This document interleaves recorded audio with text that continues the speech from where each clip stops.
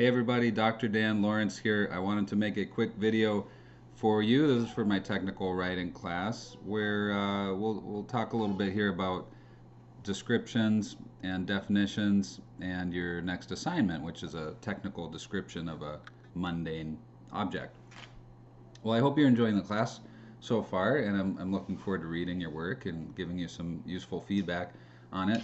But this next assignment here, and what we're getting into next in the class, is a very useful overall overarching concept for all different kinds of writing, not just technical writing, but across a variety of different domains, describing and defining things. I mean, I can think even when I worked in a marketing role in healthcare, writing clear definitions and descriptions of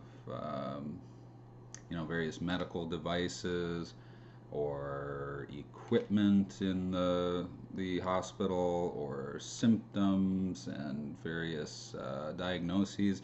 It's incredibly important, useful skill to do no matter what field or domain you're in. It's fundamental to communicating clearly is agreeing upon a common definition of what a thing is. If we wanted to get a little philosophical here, even we might say that disagreeing about definitions leads to um, the kind of cascading misunderstanding between people and groups of people. So definitions are extremely important. Um, like your textbook says, and to start here, your textbook has great information about this. Chapter 20 in the technical communication textbook is all about writing definitions and descriptions. So I'm not going to lecture to you about it because there's really good content in there, but just provide some kind of context and frame for you here. Um, what can we say then? So definitions, extremely important. The way to contextualize a definition or description is to think about who the audience is. That's where you start with almost any writing task, is who's going to read or see this. So imagine you're explaining Bitcoin to your grandmother, right? That's going to be very different than explaining it to a colleague who's has a background in computer science. You might have to start, if you're explaining the phenomenon of cryptocurrency to your grandmother or someone who has no background in computer science. You might have to start at a really general level and then move to the specific. So there's a way to think about when you're writing definitions and descriptions: where in the schema of general to specific do you need to begin? Do you need to begin at a really zoomed out level, like, okay, first, if I'm going to explain cryptocurrency to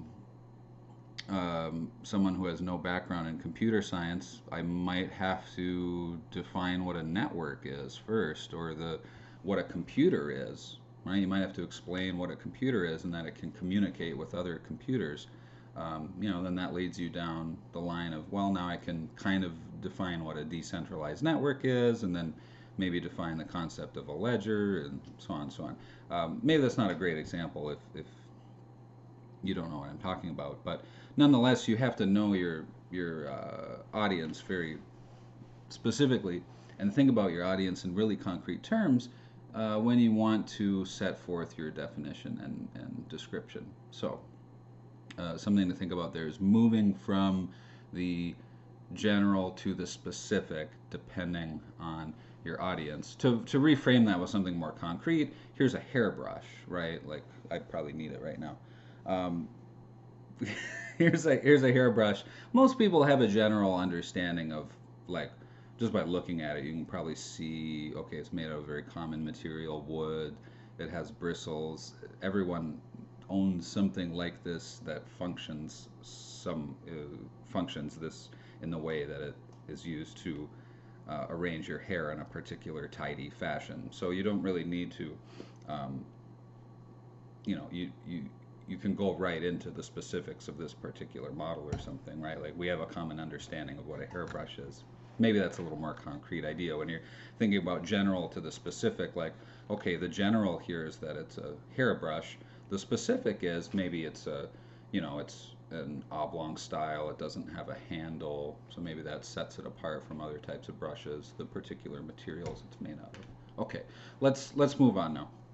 So descriptions, and this is what you're being asked to do in your next assignment here is to write a technical description of a mundane object. So your book does kind of a silly job of defining what an object is. It says an object is, I'm going to read right from it. An object is anything from a natural physical site, such as a volcano, to a synthetic artifact, such as a battery. A tomato plant is an object, as is an automobile tire or a book. So your textbook here is kind of funny on page 547. It doesn't really define what an object is. It just gives examples of what objects are, which is maybe a little bit ironic, but it's hard to put your finger on, and we could get really philosophical with it. But for the scope of this assignment, just find a product or an object in your house, some kind of three-dimensional inanimate thing, a product, an object that you see. I struggle to find the words to define what we mean by that, but some kind of inanimate, three-dimensional thing that's been created by humans, that's been purposefully designed.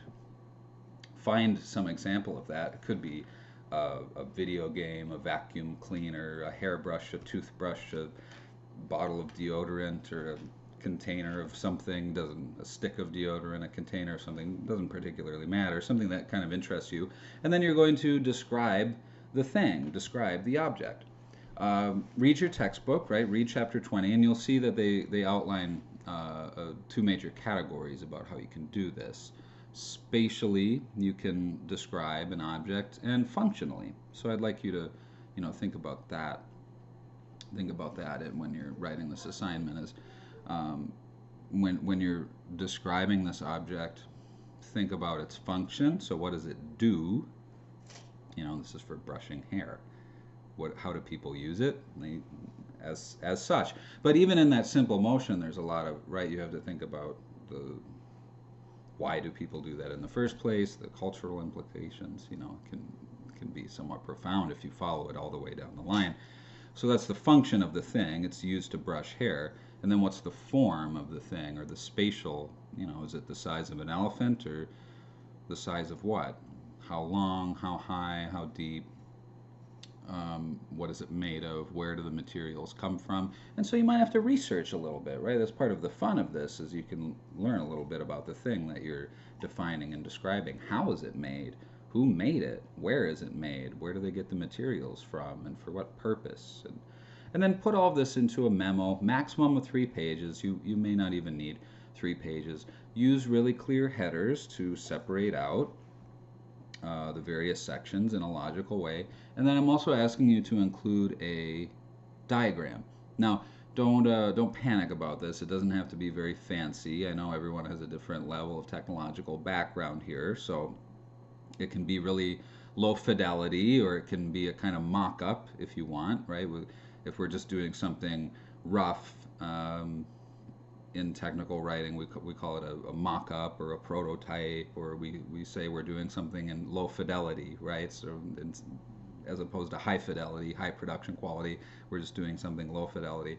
So, choose your object. Maybe you find a blank background, a white wall, take a picture of the thing, and then add some annotations on it where you clearly label, okay, here's the base, and here's the bristles, and here's the handle, and the various parts of the thing. The example I give in the description of the assignment is even a lamp has like 20 different pieces to it, right? You wouldn't normally think about that, but it has the shade, and it has the switch, it has the cord, it has the socket for the bulb, it has all these, in the little intricate piece that goes above the socket upon which the shade hangs, and then there's the little tiny knob at the top where it secures the shade on top of the hanger that's attached to the socket that's attached to the base of the thing. So even the most simple objects have multiple different distinguishable important parts to them. So that's why I'm asking you to do a diagram here, is just to think about, okay, I'm going to create a really simple graphic.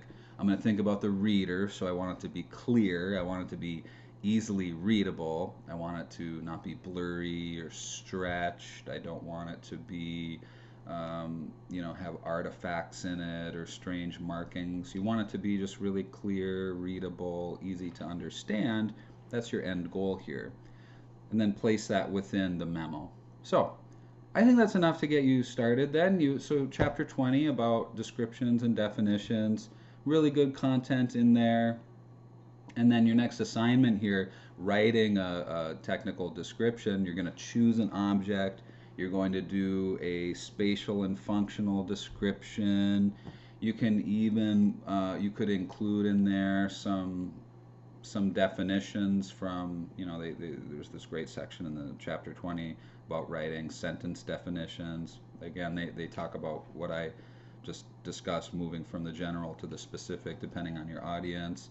And then include some kind of diagram, and it can be low fidelity. It doesn't have to be very fancy. Just experiment, right? Part of the great part of this class is just getting your hands dirty, so to speak, and jump right in, give it a good shot, and you're going to do great.